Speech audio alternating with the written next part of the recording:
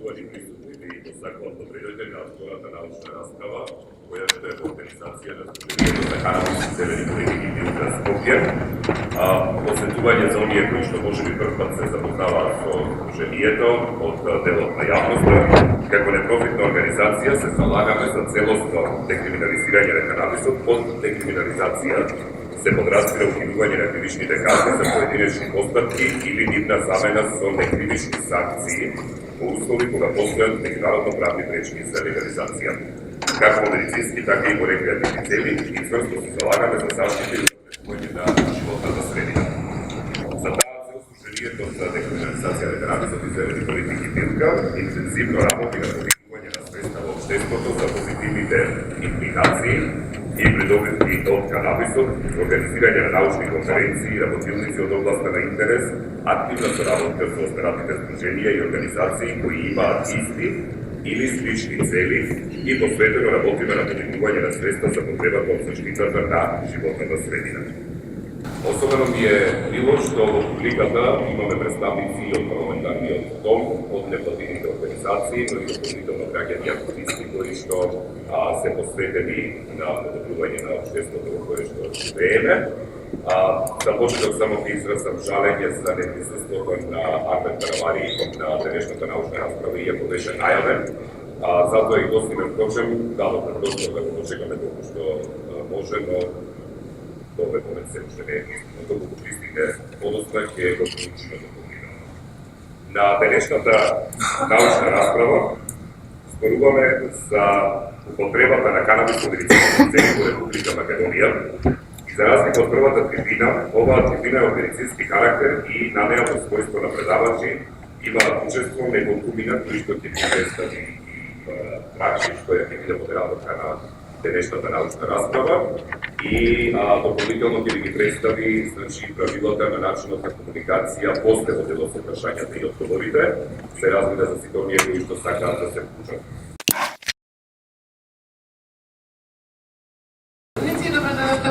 Публиката на оваа втора научна расправа на која што организира Здруженијето Билка. Моето име е Ивана Дракчик, јас сум социолог, се бавам со друг вид, професионално се бавам со друг вид на зелени политики, меѓутоа со моделирање и фасилитирање на дискусии и расправи се бавам долго време, и битката околу канабисот, мојата приватна лична и на овој начин наоѓам можност да ја водам и понеформално. Денеска ќе зборуваме со петорица специјалисти од неколку различни области на медицината. Правилата се дека тие ќе зборуваат 10 до 15 минути фиксно, тука сум да бидам строга, инаку меѓутоа добив препорака од организаторот да бидам, така да се држиме до 15 минути за да и вие бидете фокусирани да ги кажете најважните работи што мислите дека треба да ги кажете. И некако таков беше и минатиот формат на расправата која што организираше Билка, нека биде и таков и сега. Врз основа на оно што го имате како сознание и пракса, можеле да го заокружите вашето излагање со тоа да ни препорачувате употреба, легализација и така натаму на канабисот во медицински цели. Чисто задоволство ми е да сум тука денес, ве поздравувам и особено сакам да заблагодарам на целата оваа организација, да заблагодарам на оние кои што сепак размислуваат за иднината во медицината и не донесов предавање, за да ви го одземам и да ги гледате на прези, имам спремено предавање кое го одржав пред 10 дена во Европската академија за педиатрија како председател на педиатриско здружение и како поранешен директор на Универзитетската клиника за детски болести, ќе го изнесам своето искуство и ќе зборувам за специфичната популација, тоа е децата, и знам дека тука ќе предизвика кај вас доста размислување околу тоа каков е ставот околу тоа дали да или не. Јас околу медицинскиот дел многу да се задржувам и се задржувам околу моето искуство и искуството на клиниката и искуството светско во употребата кај децата. Бидејќи знаете, со децата не можете да правите експерименти, Оно што го направиле американците е давање на канабис само каде што се очекувало евентуално дека ќе има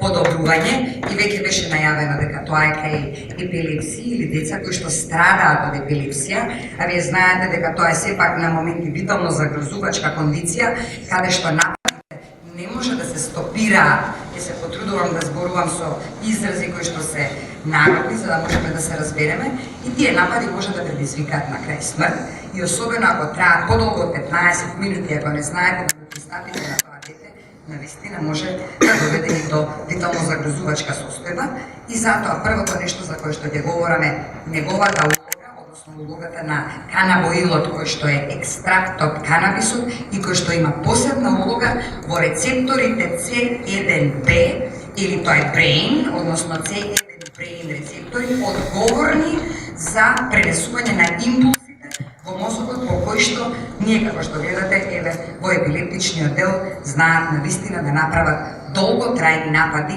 кога веќе ќе се тригерираат, кога калциумионите навистина ќе паднат и кога овие C1b рецептори не се стопирани, а за жал под одредена медицинска терапија која се дава прилично не може да успее, односно истите да ги стопира. Што станува со оние деца кои долго практично остануваат без кислород при раѓање? Вие слушате дека имаме доста дебати околу смртноста на новороденчињата и тоа не само предвремено родените, туку оние нормално родените. И сега имаме еден таков случај, кој вие добро знаете, на мајката која почина на раѓање, детето страдаше 1 саат. Бидејќи не беше извадено на време, дојде на нашиот одел. Јас иначе сум шеф на одел за неонатална и педиатриска интензивна нега и терапија и практично можам да ви окажам искуството и во неонатологијата кај овие деца, односно новороденчиња, кои страдаат за време на своето раѓање, каде што сигурно имате примарна оштета на мозокот, а за да ја превенирате секундарната повреда на мозокот од ослободување на одредени токсини кои дополнително ќе го нарушат мозокот, увидено е дека токму канабоилот може да делува на рецепторите за да не се ослободуваат инфламаторни маркери кои ќе направат секундарна повреда на мозокот. И тоа е нешто кое што е клучно во педиатријата како подброј 1 и подброј 2, каде светските студии укажуваат дека употребата толку на оваа билка или екстрактот на оваа билка може да спречи дополнително уништување, односно умирање на мозочните клетки. А смртта на мозочните клетки практично представува смрт на човечкиот организам. Под број 3, да не забравяме актуелната тема која исто така е многу важна и која што ја дебатираме цело време и по конгресите каде што одиме, а тоа е аутизмот. Што правиме со него? За жал, 7 пати е повеќе зголемен и се повеќе се зголемува бројот на деца што го добиваме со пореметување во однесувањето. Каде во аутистичниот спектар исто така дел од екстрактот, односно овој канабоилот кој што практично е направен да нема психотично дејство, а не да биде асоциран како марихуана, да разликуваме дека сепак станува збор за медицински екстракт, точно добро направен, кој што делува на тие рецептори и не прави зависност.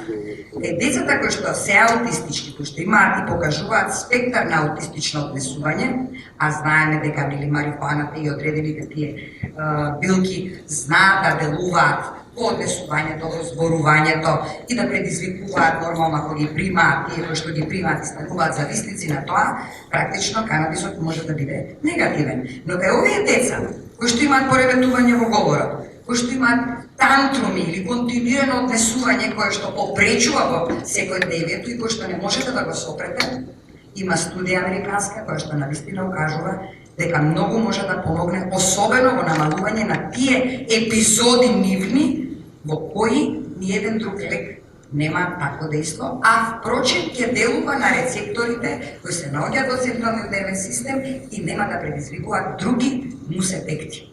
И петтата улога која што има во педиатријата, тоа се онколошките пациенти. Во дебатата со моите колеги може да ги слушате дека тие не се за тоа или дека можеби стандардите или оно што го читаме секојдневно по литературата кажуваат дека можеби do not use или да не се употребува. Но еве јас сепак ќе ви кажам, најновите ставови во однос на педиатриските онколошки пациенти, особено кај неуробластомите, тоа се исто така тумори кои се врзани со нервното ткиво, тоа се C2B маркери, кои што исто така се изолирани од таму, укажува дека овие ендоканабоили или канабоилот кој што практично представува, пак ќе кажам екстракт, кој што делува на тие рецептори, кои го формираат тој тумор, кој извонредно многу го боли детето и кој извонредно многу предизвикува практично, да кажеме, една болка која е болка и за самото дете, болка и за фамилијата, болка и за нас кои се справуваме со тешки цитостатици,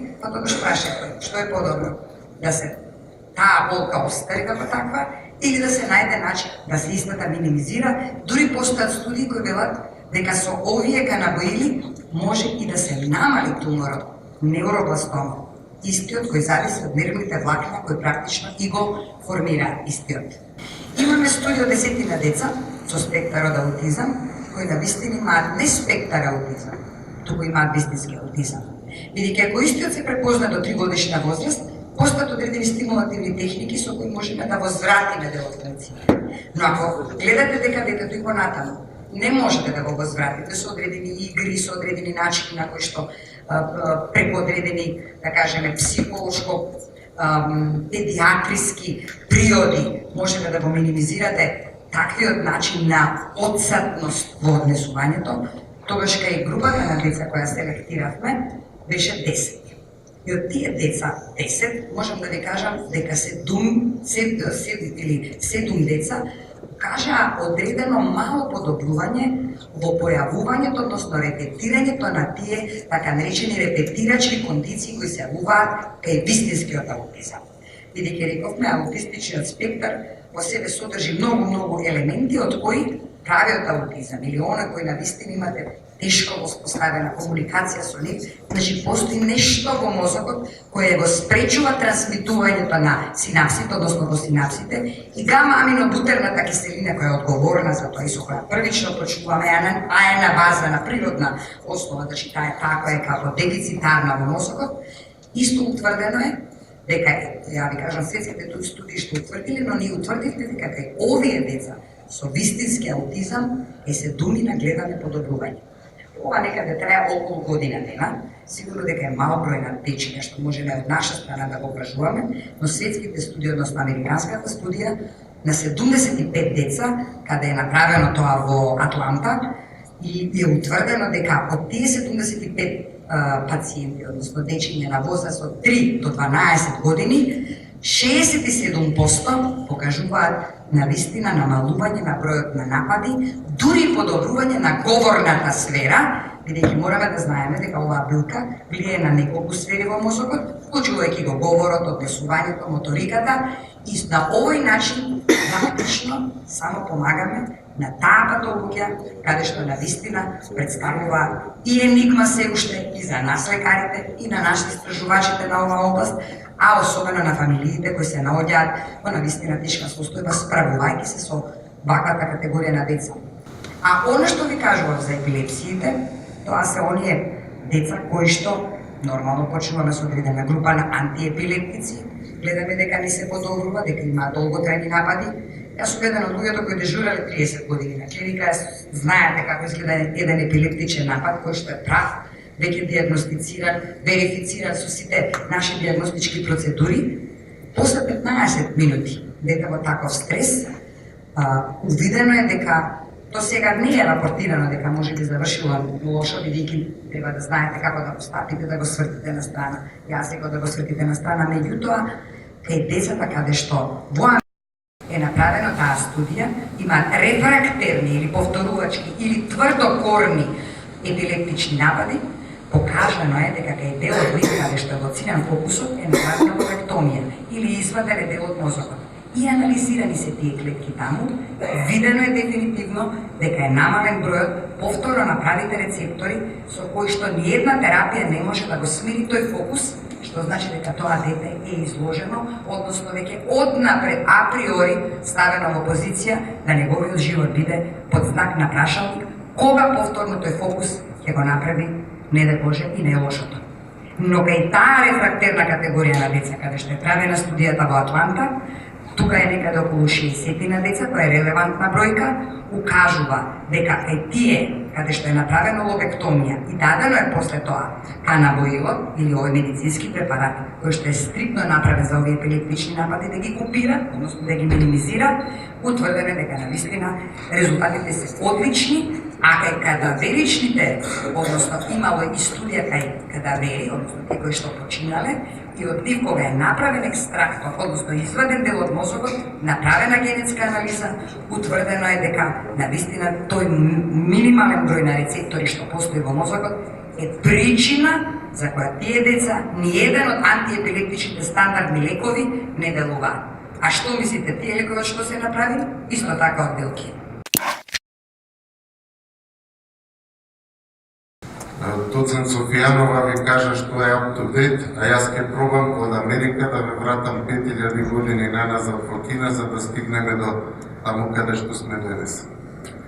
Секој лекар, кога почнува со било која нова терапевска метода, има две дилеми. Едната е да не наштети на пациентот, а таа благородната поради која што пациентите не сакаат да ја смириме некако болката и верувајте, пациент кој што има болки на кој што ќе ја смирите болката ви е доживотно благодар.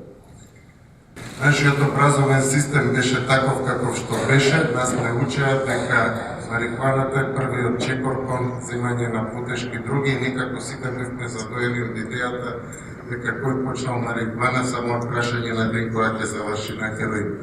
Меѓутоа да видиме што се случувало во светот низ годините. Приказнава ќе ја започнам некаде 3000 години пред нашата ера, кога кинескиот император ги го одобрува канабисот како медицинско средство кое ги поседува двете основни компоненти по кои што е позната кинеската медицина, тоа се јин и јанг. 2700 години пред нашата ера кинескиот император Шен Нун, познат како татко на кинеската медицина, го сортира канабисот меѓу трите најважни препарати. Тука ги гледате гиншенг и ефедра, кои што одамна се во секојдневна медицинска употреба. 1500 години пред нашата ера и во книгата за екзодосот на евреите опишува дека во рецептот световто масло кое Бог му го дал на Мојсе, една од главните компоненти е токму маслото од канабис.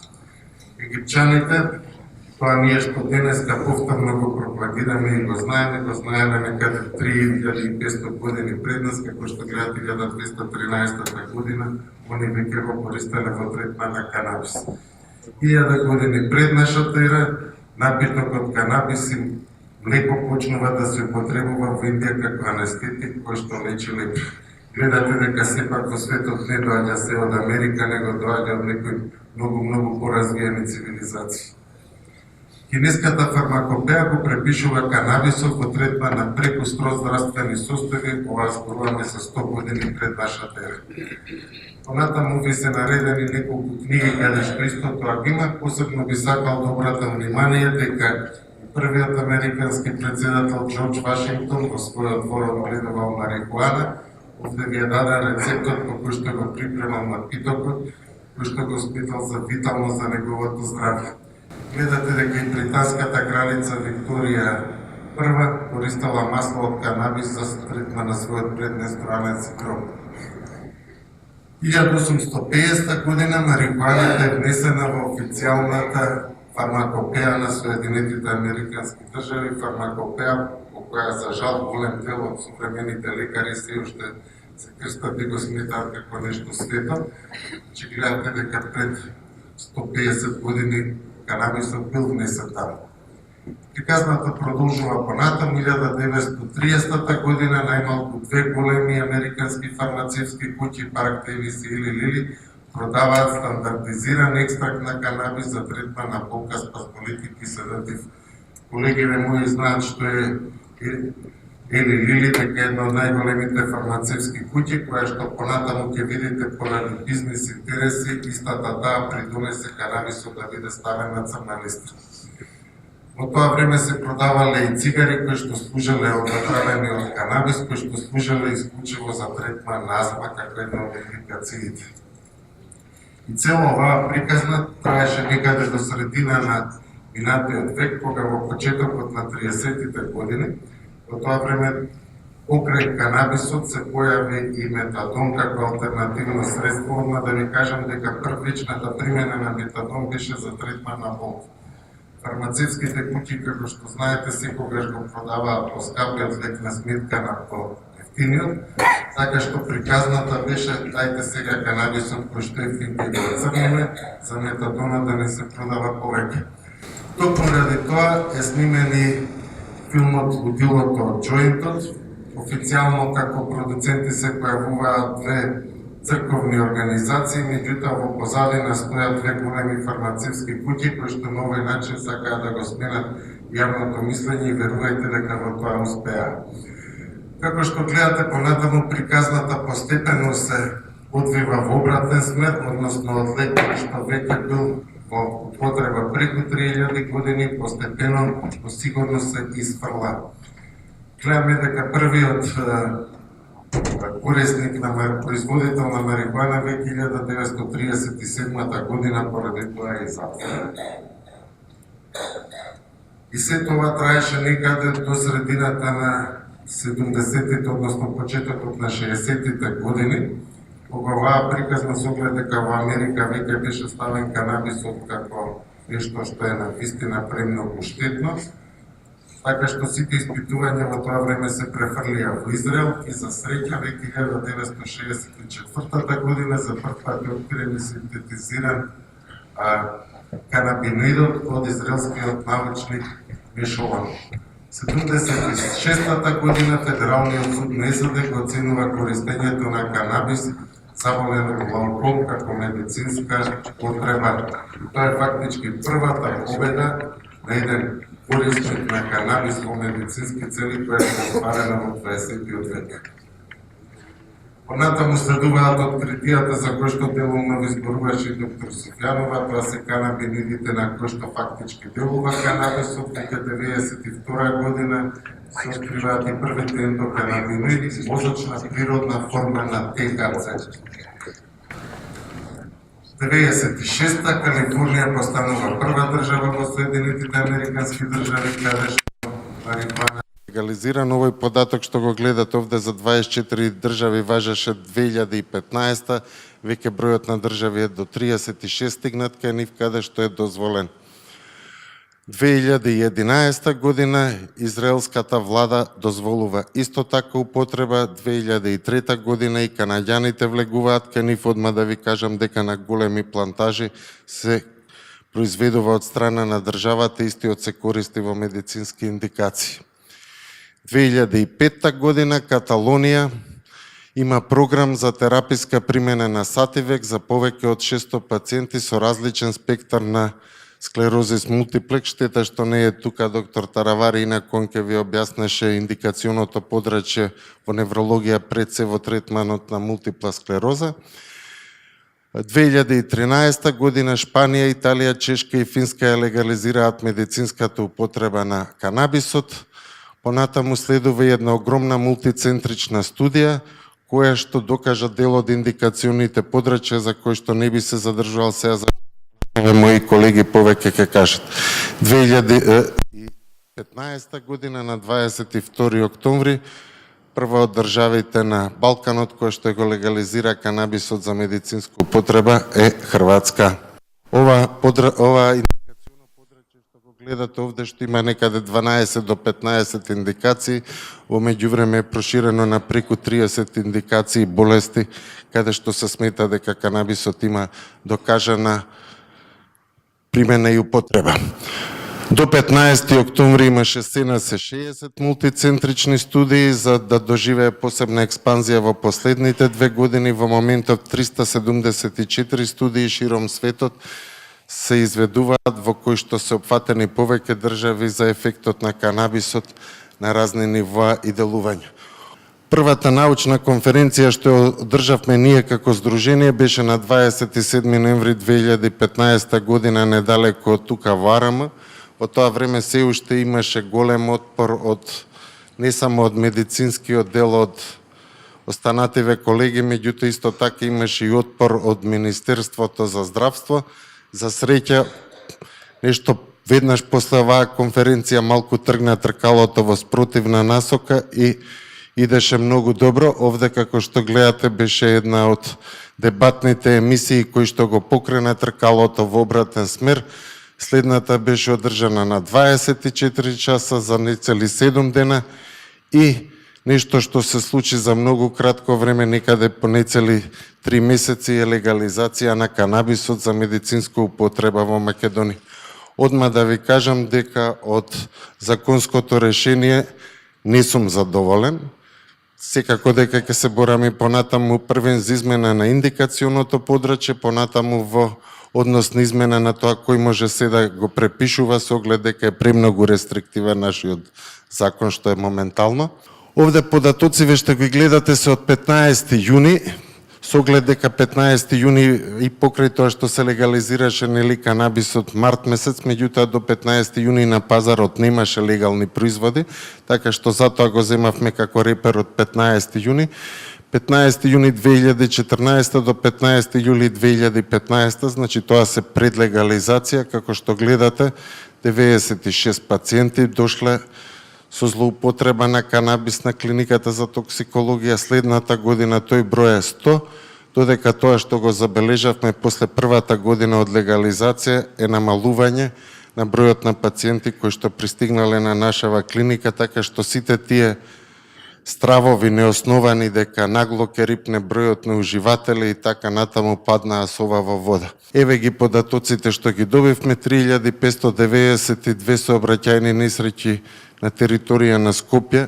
Кога ја гледаме оваа бројка, делува на вистина застрашувачко дека по 10 сообраќајни несреќи се случуваат на ниво на Скопје, во кои што погинале 21 човек. Се уште кај нас во другите држави има стандардизирани тестови при сообраќајна несреќа да се зима алкохол, да се зима канабис, да се зима присуство на опијати. Кај нас сето тоа се уште се прави инцидентно, како што може овде да видите. Кај 32% од тестираните, мала е бројката, меѓутоа сепак кај 32% било забележано присуство на канабис, а тоа што не охрабрува и што ни дава и понатаму да истрајаме во оваа иницијатива за комплетна легализација е токму оваа бројка дека од кога е легализиран канабисот за медицинска употреба, немаме никакво зголемување на бројот на уживатели, корисници на канабис во сообраќајните несреќи направени на територијата на град Скопје. Ја спомнавте Калифорнија, таа од 1 јануари 2018 година воведе уште една промена. Во Калифорнија сега, ако имате над 21 или повеќе години, можете во лиценцираните диспензери да си купите канабис за лична употреба.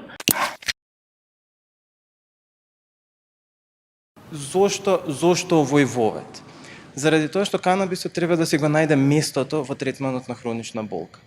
А за да си го најде местото, сметам дека треба да знаеме што е тоа што го имаме во моментот во третманот на хронична болка. И навистина сега ќе видите дека тоа не е задоволително и луѓето кои што на жалост ќе имаат оваа мака, тоа го имаат сватано. Во основа, кај нас и во светот, главно се користат првите две групи кои што тука можете да ги видите, тоа се неопоидните аналгетици, кај што се парацетамолот, овие нестероидните антиинфламаторни лекови кои што сите ги знаеме, кетонали, диклофенаци, но и опоидите и опиомиметиците, тука кај нас главно опиомиметикот трамадол. Другите средства ги користиме извонредно поретко во ревматологијата. Нестероидите се сигнификантен, стварно голем проблем во третманот на хронична болка, заради тоа што овие лекови кои хронично се даваат се извонредно токсични. Значи имаат антиинфламаторен ефект, но како што гледате има бројни студии кои што викаат избегнувајте ги во хронична болка. Зашто? Го продолжуваат времето на крварење. Го оштетуваат легавицата на гастроинтестиналниот систем. Оваа комбинација, особено кај повозрасни луѓе, е извонредно опасна и доведува до крварење кои што многу често се животно загрозувачки. Потоа, токсични се за бубрези, токсични се за... извините, малце сум настенат.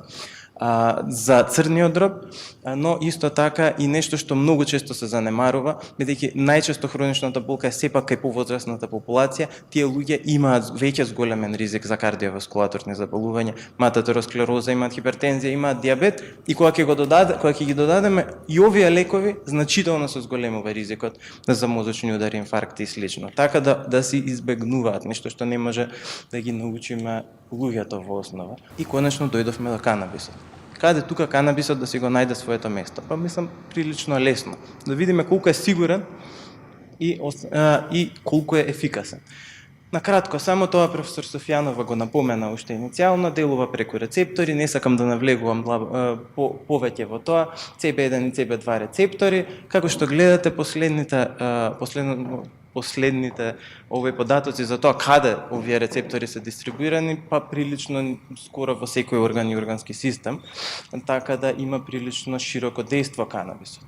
Гледате го долниот дел, каде што овој се студиите кои што зборуваат за лекување за примена на канабис и производи на канабис, односно екстракти на канабис, па дури и синтетски добиени канабиноиди во третман на хронична болка. Како што можете да видите, повеќето студии ја зборуваат за ефикасност и за сигурност на овој препарат. И еве еден сегвеј добар ми даде Нико тука. Значи, ова е онаа студија, мислам, која што ја напомена канадска од 2015 година, која што во основа ова е едно од најголемите студии што до сега е направена, која што зборува која што го ја испитува примерно, ќе видиме што е тука, сигурноста на примената на канабис за хронична болка, а секундарно ја испитува и неговата ефикасност. Значи, тоа е една проспективна кохортна студија која што била спроведена од 2004 до 2008 година во 7 центри во Канада. И во основа земале луѓе кои што се постари од 18 години, сите имале хронична болка и сите немале соодветен ефект на досегашната стандардна терапија. Лекот што го примениле во основа бил хербален канабис со тетрахидроканабинол од околу 12,5% и им дале да го користат буквално како сакаат, со тоа што им објасниле да почнат со најниска доза која што им одговара и да ја титрираат нагоре дозата до максимум од 5 грами на ден, за тоа односно тоа како на секој му одговара. Ова е резултатот од студијата и се однесува на сериозни несакани ефекти. Можете да видите дека во двете групи, односно групата која што е лекувана со хронична болка, а без карцином, која што користела канабис, наспроти онаа која што не користела канабис, нема разлика во однос на појава на сериозни несакани ефекти. Ова зборува за оние полесни несакани ефекти, односно претходните беа serious adverse effects, ова се само adverse effects. И тука има разлика. Значи, особено има разлика во однос на луѓето кои што претходно не користеле канабис. Така да тие објаснуваат дека кај овие луѓе се почести оние проблеми со вртоглавица, со тахикардија и слично. И исто така е потенциран еден дел, бидејќи дозволиле да луѓето и го пушат канабисот, дека тука се зголемени и пулмоналните компликации. Може да се заклучи дека групата која што била лекувана со канабис, значи покажува сигнификантно, значи значително намалување на нивото на болка. Исто така кај нив они испитувале после една година и когнитивна способност. Значи дури и когнитивната способност е подобрена, дополнително е намалена вознемиреноста и е намалено пореметувањето на расположението. Повеќе, значи големен ризик за сериозни несакани ефекти кои што видовме нема, а овие помалите несакани ефекти како главоболка, назофарингит, гадење, сомноленција, вртоглавица се позастапени вистина во групата која што примала канабис. Тука морам да потенцирам да има некои слабости, ама една од најголемите слабости што ја гледам во студијава и заради која што во основа и се појавуваат овие проблеми со adverse events, е тоа што они дозволиле да 66%, 2/3 од групата која што користела канабис бидат луѓе што претходно некојаш користеле канабис. И тие луѓе јавуваат многу помалку несакани ефекти.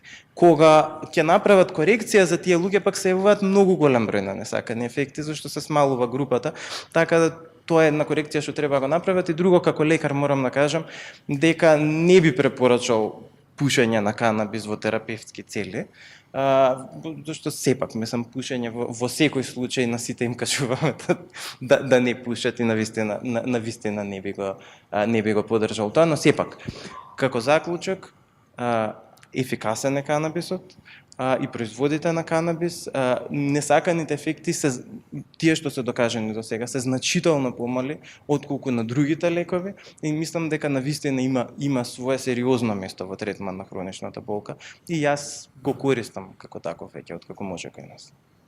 Благодарам.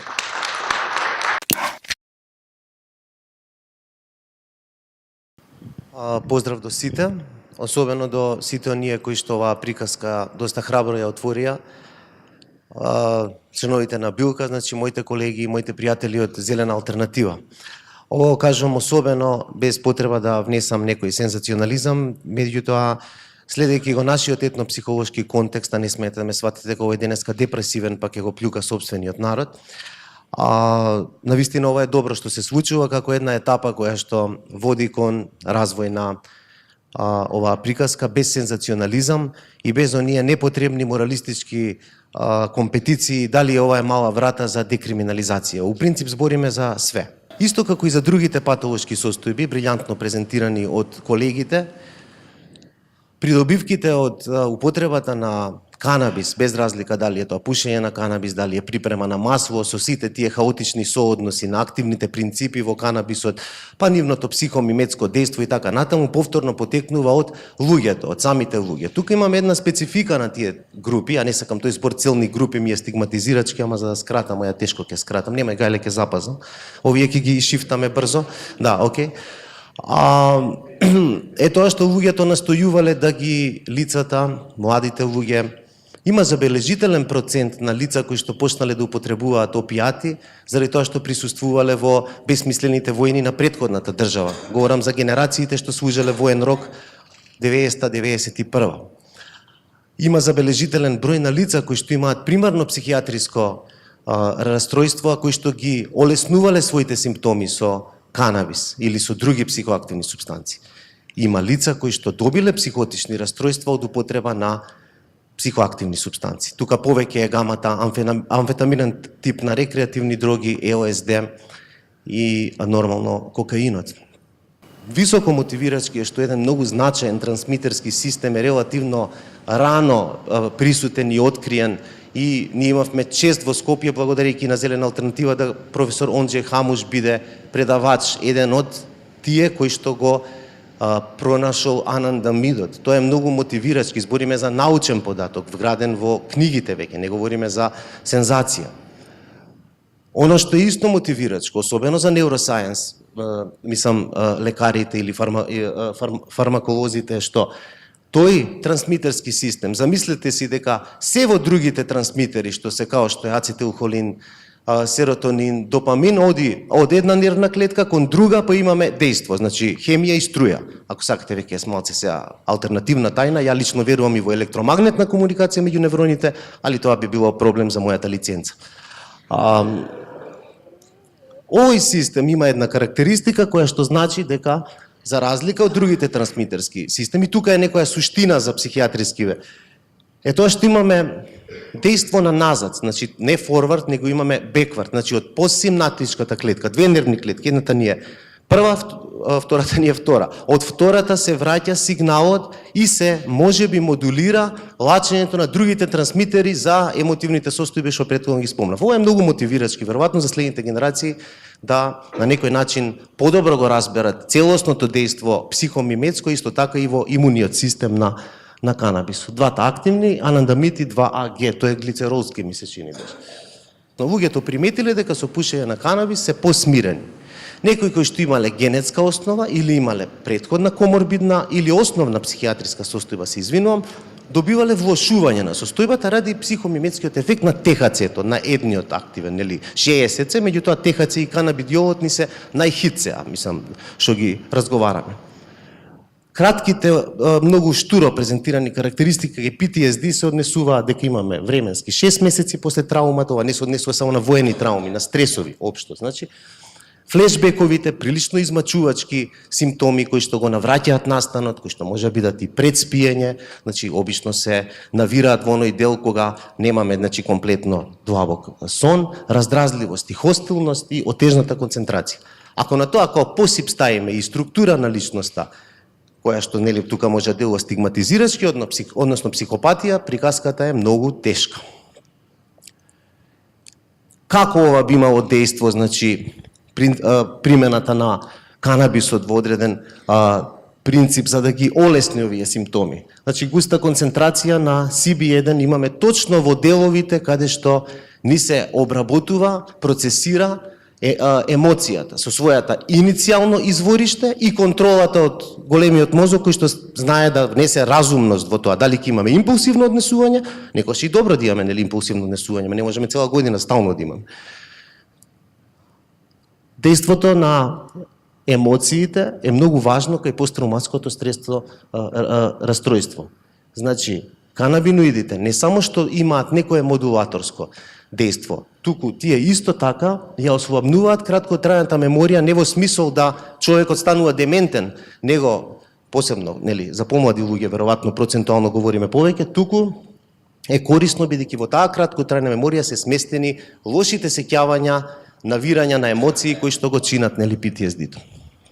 Фамозниот допамин кој што е нели трансмитер на наградувањето, исто така се лачи под дејство на употребата на канабис, као што се лачи под дејство на адреналинско скијање кое што го загрозува живот, као што се лачи кога јадете чоколада, кога имате квалитетен сексуален однос, кога земате кокаин, кога земате хероин и во сите моменти тој наплив на допаминот, значи кој што не е рационален кога се зема дроги, бидејќи е брз, подолго трае, интензивен е. Меѓутоа во овој момент тоа чувство на задоволство може да има лечебен ефект во рамките на сите оние симптоми непријатни што ги има PTSD. Кај афективните растројства, во класификацијата ставени, тоа е една манијакално-депресивна психоза, нели, со периоди на депресија и периоди на манија, дадено е дека и кај анимални модели, значи имаме антидепресивен ефект, и оваа дисрегулација на норадренергичниот систем, кој имаме висок адреналин, немаме депресија, кој имаме превисок адреналин, имаме манија, кој имаме висок адреналин, имаме анксиозност, при абстиненцијална криза, вулкани имате во деловите на мозокот со методи кај што се лачат, значи тие биогени амини, од кои што еден од најпотентните адреналинот и норадреналинот. И сега тука е интересно што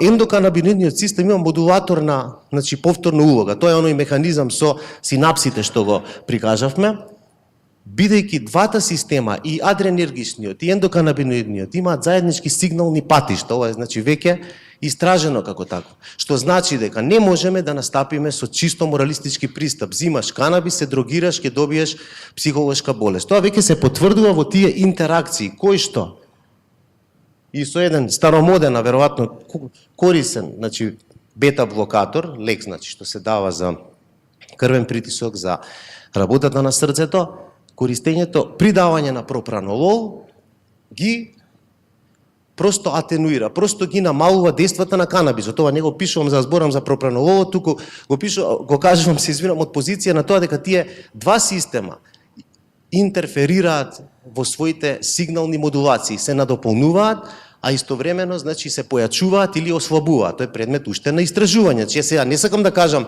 земете масло од канабис у манија и нема да завршите во психијатриска институција. Туку треба да размислуваме на тоа поле, бидејќи тие два система, а веројатно која што сега не сме да биде хит, нели, да представуваме и сензација, ендоканабиниот систем е многу поголем него што прво јас знам да ви кажам или некој ќе знам да ви кажам. За мене најинтересантниот дел и за можеби една идеалистичка потреба да сите пациенти опијатни корисници на метадонска терапија, еве да речеме и бупренорфин, би бил среќен кога би биле на масло на канабис субституирани. Не затоа што сега е хит да ние збориме за канабис или кокетизираме со фармацевските компании, туку затоа што моментот на нуспојавите, моментот на интеракциите со други лекови кај канабисот е многу по прифатлив и хуман во една таква сообраќајница на трансмитери како што е кај младите лица кои што имаат за жал богато искуство со употреба на субстанции. Ова не е само сензационалистички пристап, туку во Канада одат 2 проекта каде што опијатни користици од метадон се префрлени на масло од канабис и тој меинтенанс, односно тоа одржување во најмала рака овозможува и, за да биде и приказката малце бајковита, и поголема шанса за комплетна редукција, нели, што не е потребна, бидејќи дефиницијата за третман кај субституционата терапија кај зависници од психоактивни субстанции е поместена. Значи, третман значи и, како и кај другите делови од екзактната медицина. Малце беше 99 година иритабилно за интернистите кои што, мислам, се шалам, кажаа дека компарацијата на метадон субституиран пациент корисник со инсулин субституиран пациент со диабетес мелитус е малку навредлива, али верувам дека сега и ние малце сме, нели, така напреднати во сваќањето. Ова е многу важно, дека овие студии, а веќе и 2 проекта, пилот проектот, може и поише одат, укажува дека за регулаторната улога на CB1 рецептор во сподување регулација на ендогените опиоиди. Значи, ова не е сега хит, дека наеднаш ендорфините и енкефалините ќе потечат како реки, дека личноста ќе стане среќна, дека ќе се намалат рецепторите и он нема биде зависен. Меѓутоа, треба да се размислува за less harmful, помалку штетен начин на субституција.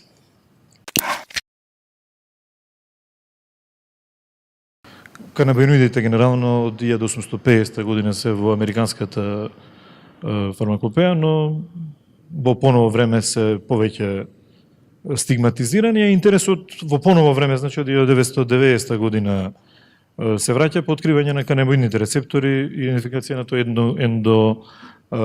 канабиноидниот систем во мозокот. Са во однос на канабиноидните студии во онкологијата, значи најчесто се или студии во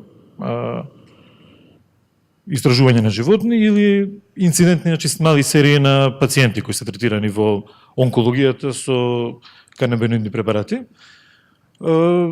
Направив мало истражување на нашата достапна, значи PubMed база на медицински податоци. Вкупно по клучни зборови канабиноиди се наоѓаат преку 15.000 наслови, значи публикувани во овој период. Канабиноид во онкологија, значи ќе најдете 703 наслови, значи пред 2 години мислам дека имавме некој сличен семинар, беа 500, значи луѓе во сепак работа, значи на во оваа област. И се во поново време, значи, се јавуваат препораки за употреба на канабис во онкологија, може да се најде, значи, околу 20 наслови, значи, пребарувајќи PubMed датабазата. Исто во онкологијата не ги користиме овие, да кажам, препораки на американските асоциации, на европските асоциации, значи, за препораки на медицина базирана на докази. Во однос на испитување на нормалните студии, постојат повеќе студии, значи првата е историски од 75-та година, каде што се испитува влијанието на ТХЦ-то на туморскиот раст. Постоја, значи, истражување на клувци, каде што покажано е, да речеме, во некои од овие анимални студии како влијанието на ТХЦ-то намалување на туморскиот раст, додека се третираат со ТХЦ. Во однос на прикази на случаи, значи, постојат објавени во 2011 и 2013 кај деца, мислам, серија на случаи со деца, каде што е забележана регресија на туморот во период кога бил аплициран, значи, канабисот. Има еден приказ најдов од 2013, значи, на девојче со терминална фаза на 14 годишно со леукемија, по стандардна терапија, каде што било забележано дозно зависно подобрување на состојбата во зависно од администрацијата на канабиноидите. Значи, за канабиноиди во канцер, значи, постои safety студии на Sativex во третман на стандардна терапија со каде што е Sativex-от комбиниран со стандардна терапија, значи на темозоламид. Се уште не се публикувани резултатите и постои исто студија во рецидивантен глиобластома, значи каде што не се публикувани резултати, само рекрутирани се само 6 пациенти. Постои студија која е во тек, значи према оваа датабаза, во Hadash Medical Organization, кои се планирани 60 пациенти, но се уште нема податоци, значи кај повеќе видови на тумори, значи како само ЦДБ. но таа е во текст, значи немаме информации од резултатите од оваа студија. Во однос на генерално во однос на препораките на германската респираторно здружение кои се од поново време, значи сега пред некој месец, дека може да се даде акцент на дека германското здружение се согласува дека многу аспекти се несигурни или не проучени и дека е потребно да се потврди истражување во контролирани студии за да се покаже штетноста или бенефитот од користење на канабисот. Во однос на Македонија, значи, ние имавме, еве кај бомбастичен наслов од порталите дека не е медицински докажано лек, што во принцип ги потврдува и претходните, значи, искуства од странство. Се како заклучок на моја презентација дека податоците се базираат на култури на клетки, анимални модели во онкологијата, значи прикази на случај.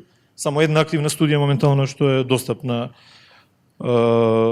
на кој го испитува антитуморското дејство конкретно на ова.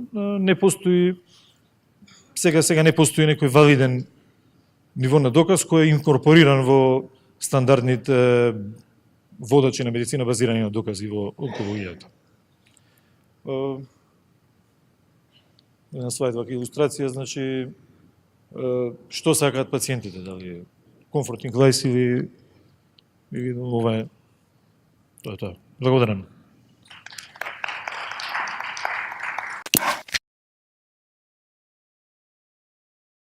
Ми е криво што него донесов моето предавање, кое токму укажува точно на кој ниво. Се знае дека тоа се канабоидите, односно овој екстракт медицински највеќе делува на C1B и C1-2, што значи дека делува на мозочните рецептори, односно рецепторите кои што се во периферијата, односно во ткивата и кои што се директно одговорни за лачење на цитокините и на као имуномодулатори на некој начин. Сега, ова со вие изваден едниот бубрек колку што ве разбрав и сега прашувате дали би евентуално ова помогнало за другиот бубрек во однос на намалување на болка или подобрување. Видите, во однос на делот кој што е врзан со овој втор дел за CB2 маркерот кој што исто така влијае на ткивата, немаме сигурно докази, но мојата претпоставка би била дека во мали дози, ако имате болки или ако сакате да го спасите, сигурно во еден одреден период под одредена контрола на лекар, веројатно си го имате вие тој како матичен или човек кој што може да ви помогне, еве било кој од нас, може би во мала доза за одреден временски период, самите ќе го осетите тоа затоа што на крајот медицината е базирана и на персонализирана медицина. Може би кај вас ќе има добар резултат, може би кај друг не, но вреди да се проба, бидејќи веќе нема да што изгубите ако го дадете во однос на уништување, односно намалување на тригерот на инфламацијата која може да ја даде над бубрегот, оставен сам, без еден бубрек друг, а делува 2B маркерите кои исто така се наоѓаат и во ткивата и се одговорни за болка и за многу уште други работи. Што се однесува до начинот на препишување, годишно во Европа 2300 до 2500 пациенти завршуваат со трансплантација на црн дроб како резултат на предозираност со парацетамол. Значи, парацетамол кој што може да го купите во секоја бензинска пумпа, во Тинекс маркет, секаде, 2300 до 2500 пациенти завршуваат со трансплантација како резултат на труење. Од нив преку 70% се деца. Значи, парацетамолот е страшно опасен лек, кој што не треба рецепт, не треба доктор да го земе. И сега да правиме ограничување за канабис, кој што 30 години работам како токсиколог, 30 години следам, смртен случај од предозираност со канабис нема. Да сме на чисто. Нема. Така што во однос на индикационото подрачје, мислам дека треба слободно да може да се дозволи да го препишуваат лекари, зборуваме за ТХЦ. Со CBD веќе е решено. Тоа е едно. Понатаму ќе отидам и уште еден чекор околу соглед дека основна интенција на Сдруженијето билка е легализација за рекреативна употреба. Тука, како лекари, секојаш сме многу скептични како тоа ќе се реши. Меѓутоа, во оваа држава и во сите држави е легализиран алкохол. Секојдневно гледам пациенти кои што завршуваат со цироза. Сите ги знаеме штетните дејства од алкохол. Алкохол се за цигариве да не зборуваме. Од нас сега кој ќе излеземе надвор половина ќе запалиме цигара. Од цигарите се добива карцином на бели дробови. Од марихуана се уште никој не добил карцином на бели дробови, макар што имаше обиди и тоа да се докаже. Затоа ви кажувам дека и во однос на вториот став треба да има некоја регулација.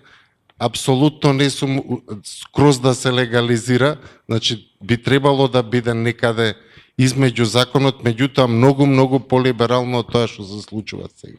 На крајот на криштата се спомна и дека нема се уште медицина базирана на докази за лечење на пациенти со карциноми. Јас секој ден гледам околу 30 на жени кои што доаѓаат од онкологија, ги гледам него. Тие 30 на жени, верувајте дека 15 или јавно признаваат, или пак тајно, меѓутоа го зимаат канабисот. На некој што нема надежда му ја скратите надежда за тоа што нема медицина базирана на докази, малку е, мислам дека нехумано. Дајте оставите ја медицина базирана на докази. Во педиатриската популација 5 индикации ги кажав јас и тие 5 индикации се апсолутни во однос на давањето на канабисот. Значи, и ќе ви ги повторам, рефрактерната епилепсија ја препишуваат кај мене колегите од неврологија. Значи, АДХД, аутизамот, што го кажавме, спектарот на аутизам и нормално неуробластомот како еден од најмалигните малигни болести во онколошката популација и колегите од онкологија го препишуваат кај терминално болни дечиња, така значи постојат индикации, воопшто не се исклучени истите, само ги препишуваат субспецијалисти во таа област, неврологија и онкологија и сега и кај нас на интензивна ќе можеме, бидејќи кажавме дека децата кои што се раѓаат со проблеми при раѓање, особено асфиксии мозочни кои прават трајни оштетувања, ќе можеме, а тоа еве јас ќе бидам прва која ќе го направи и веќе го направи тоа. Така да имаме индикации во педиатријата, што е дури малце зачудувачки, бидејќи особено кај децата сме секогаш скептични, а јас не сум, што се однесува до исто мислењето што го имам со колегата Беќаровски е во делот околу Рей синдромот, кои особено малите деца со секоја покачена температура земаат парацетамол. Мислам, парацетамолот е тој кој што го штитува црниот џигер, односно црниот дроп и на крај предизвикува можности за тие трансплантации, а тука се започнува од педиатријата, односно од неонатологијата, односно од децата.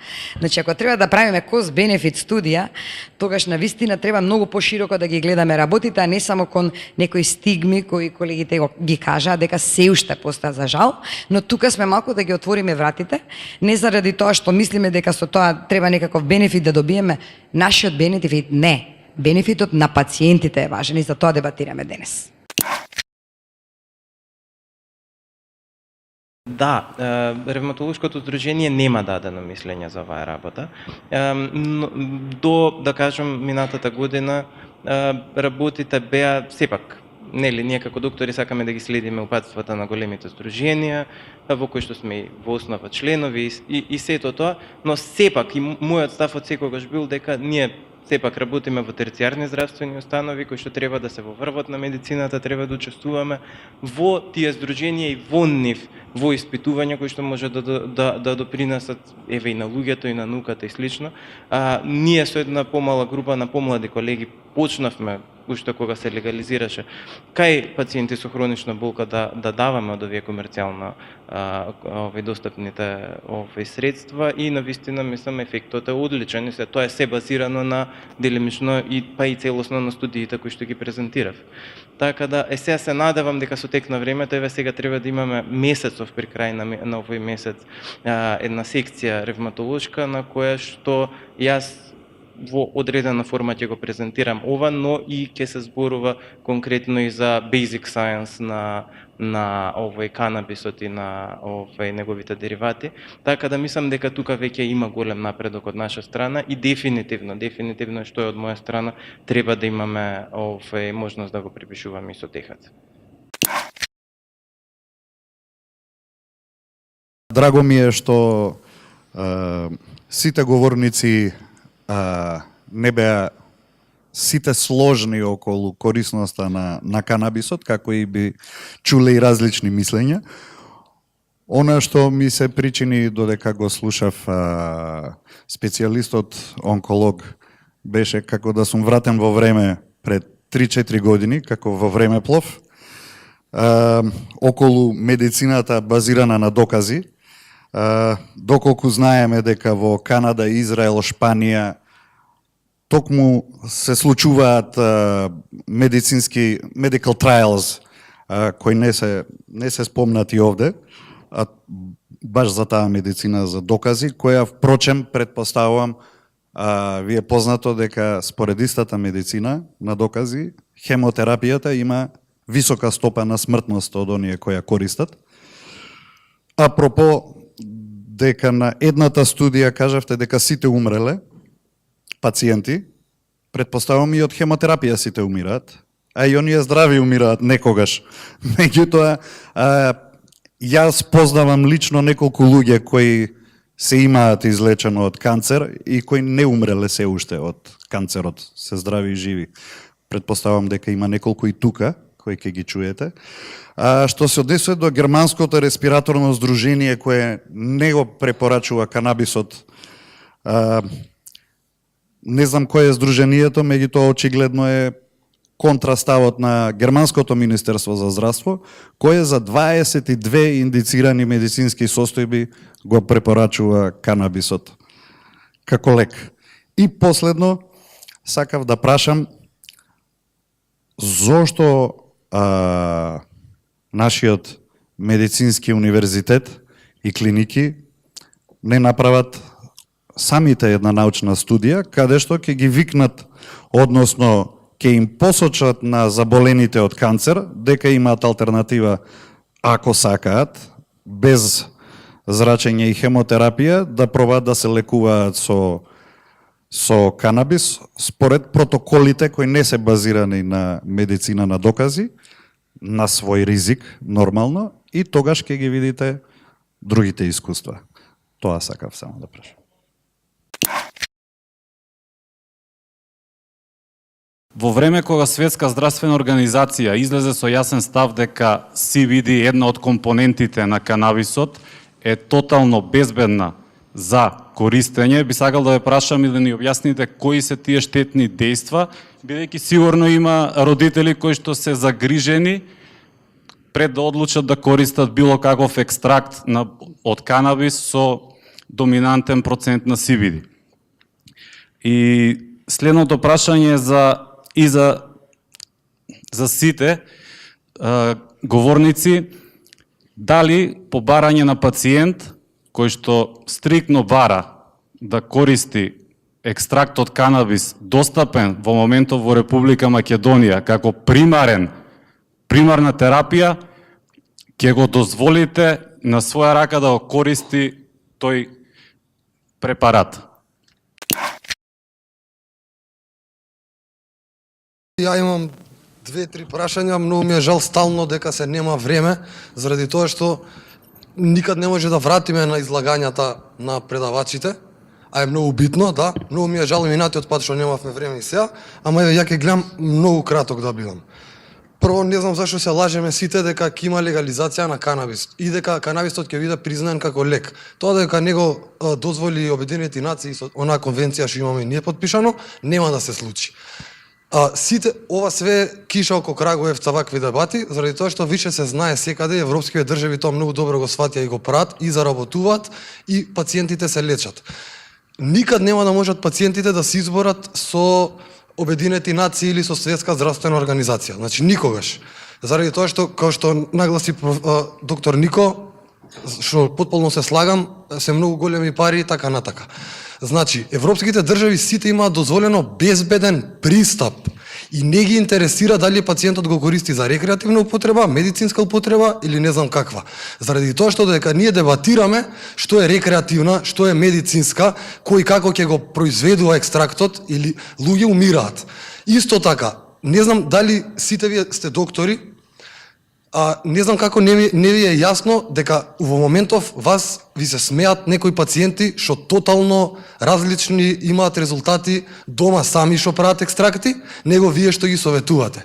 Затоа ќе се надоврзам со прашањето на мојот пријател до професор до Аспазија Софијанова, што кажа дали знаете, значи Светска здравствена одобри CBD, by the way се вика канабидиол, чисто да ви кажам. Работата е тоа што Светска здравствена тоа го одобрува, а вие кажувате дека има и штетни ефекти. Ја би сакал да знам кои се, и еве додека окей, еве не сте рекле дека има штетни ефекти, многу ме интересира на децата што им препишувате, по што се водите, по кој протокол, по колку милиграми им препишувате, дали ја тоа не го чув, дали по колку милиграми, дали се водите, мислам, како се препишуваат, да ни го кажете протоколот, по килограм телесна тежина, по зависи. Па добро, окей, извинете, не сум ме чул. Не си ме чул и за штетни ефекти не кажа. Добро, во ред. Сега вака, значи, двете прашања и сам се ги одговорив, извинете. Право на пациентот, значи, да одбере лек, не треба некој од вас да треба да му каже на некој дали сме или не сме, зашто не сте родители, мислам дека пациентот треба да си има исто никој што кажа избор, тоа треба да му се овозможи. И уште би сакал само на Нико да му се обратам, заради тоа што е Нико токсиколог, а ние слушавме предавање за историја. Дали е тоа прекјутно дека канабисот не е токсично растение и вие моравте да ни држите предавање по историја. Сакам да ве поздравам за ова, не да ве... Пошто мислам дека канабисот не е токсично растение и дека не се љутете вака, ама немавте што друго да ни кажете. Благодарам за сите предавања на гостите, стварно корисни. Јас повеќе не би настапил со прашање, повеќе со една констатација. Сум рак пациент од највисок стадиум, актуелен, веќе година и пол. И случајно, мој примарен онколог е баш доктор Игор Стојковски, бидејќи се разви темата на полето, конкретно со него, секако дека користам канабис, затоа сум и тука. Меѓутоа, благодарам. Меѓутоа, мојот став како канцер пациент за сите такви е дека сепак се уште посебно високите стадиуми не се индикација за директен третман со канабис. Мојата диагноза беше во септември 2016 со огромен тумор во мозок, као метастазиран и основен тумор во градите. Имав релативно мали симптоми, незабележителни би рекол, но сепак јасно беше дека тие многу би се влошиле доколку ја оставам ситуацијата на евентуален некаков третман со канабис или било каков целосен третман. Факт беше дека е неминовна брза интервенција, односно инцизија на тој тумор, за да се вратам ја ова што сум денес. Нормално дека после тоа морав да бидам пациент на наша онкологија, за моја среќа точно кај доктор Игор Стојковски, кој што, да, и ден денес гледаме дека тука се базира на медицина на докази, меѓутоа тој е свесен што јас правам во меѓувреме и би рекол договорено правиме и одредени паузи без никаков третман, за да видиме како се однесува болеста. Значи, не ќе да звучам дека го правдам докторот, него едноставно во онкологијата, со самото тоа што се најмал број на студии направени во онкологија со канабис во однос на другите индикации, сметам дека сепак треба да се потпреме дели на конвенционалната медицина, секако со вакви би рекол одредени паузи, може и да заклучиме дека канабисот е вистинска предност за нас и едноставно да продолжиме на тој начин да се лекуваме. Меѓутоа, со оглед на најголемата смртност од сите овие индикации кај што лекува канабисот, верувам дека не е едноставно како онколог да се настапи директно со, би рекол, одбрана на канабисот како единствен медикамент за третирање на канцер. Благодарам и јас се надевам, не разочарав никој. Еве, кажувам, сериозен канцер пациент сум и ден денес, Меѓутоа сметам дека треба да се размислат двете опции и секако кога ќе пристапите на онкологот, ако се обидете со овие зборови да пристапите, ќе имате некаков сапорт. Благодарение на, не знам, Зелена алтернатива, Билка и сите останати издруженија во Македонија кои се обидуваат да го дигнат на површина оваа канабис стигма, да кажеме. Благодарам.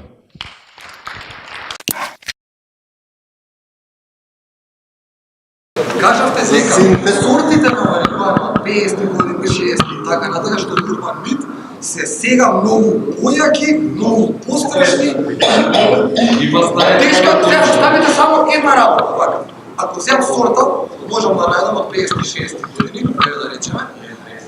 Да, иначе лен 30 сикат ги има и цела со Македонија, кој знаете ќе сега. Од неа, ако ќе направам екстракт, кој ќе содржи една стара сорта и има 5% текаци. Денешни има 15-20. Стара сорта има 5. Ја правам екстракт кој ќе содржи 90% текаци, што со екстракт може да направиш. Значи, тој екстракт е 10 пати појак од најаката денешна сорта. А во канабисот лековитите својства и активните состојки се канабиноиди. Дали се во форма на масло или залепени на растителна материја е потполно исто. И ова вие се што го кажете, иако фала му на Господ за претходното ваше предавање се согласувам скроз, ова последно беше или манипулација или лага.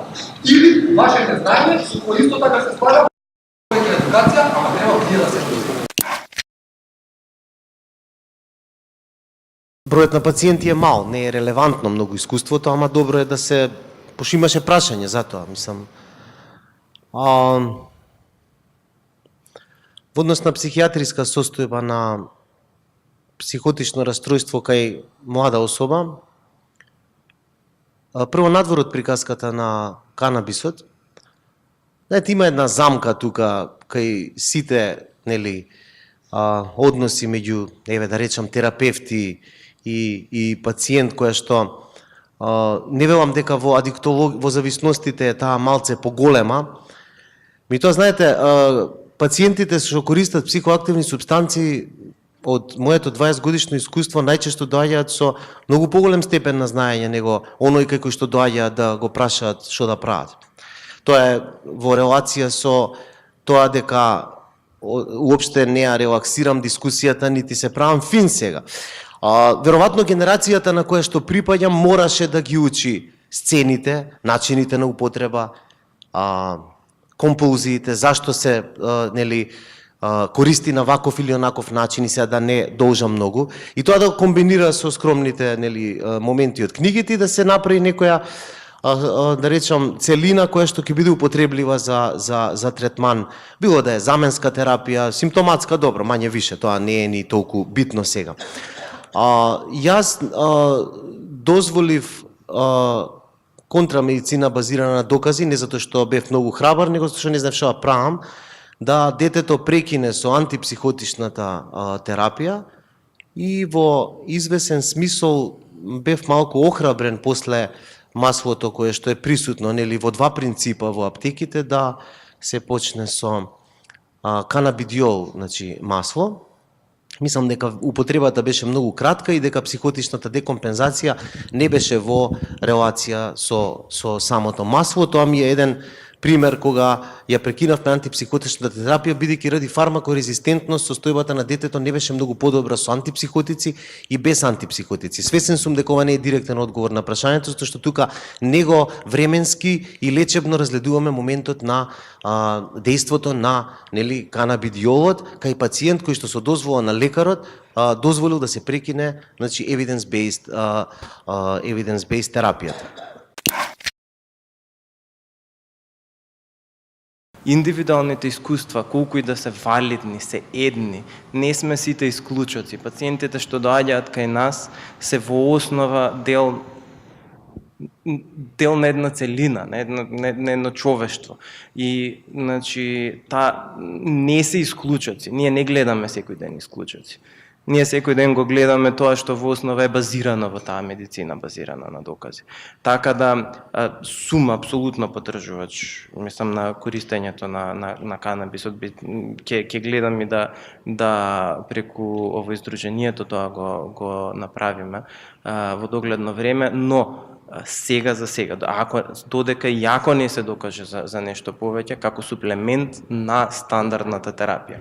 Така да и за вас конкретно, како суплемент на стандардната терапија, доколку ви треба, контролира стрес, тоа го намалува воспалителниот одговор во телото, може и да е тој механизмот, може и директно преку рецепторите тоа да го прави. Така да ако вас ви одговара, како што гледате некои сериозни несакани ефекти нема, вие ќе си ги следите кај себе и во основа тоа е тоа, би било само добро да му кажете на докторот што правите и немаме ние право, се разбира, да ви кажеме што да правите. Ние се што ќе ви кажеме и се што ќе му кажеме на пациентот е препорака и, како што беше колегата кажа, во основа е договор меѓу нас и пациентот што ќе се прави понатаму. Ако не сака се лекува пациентот, го има апсолутно тоа право.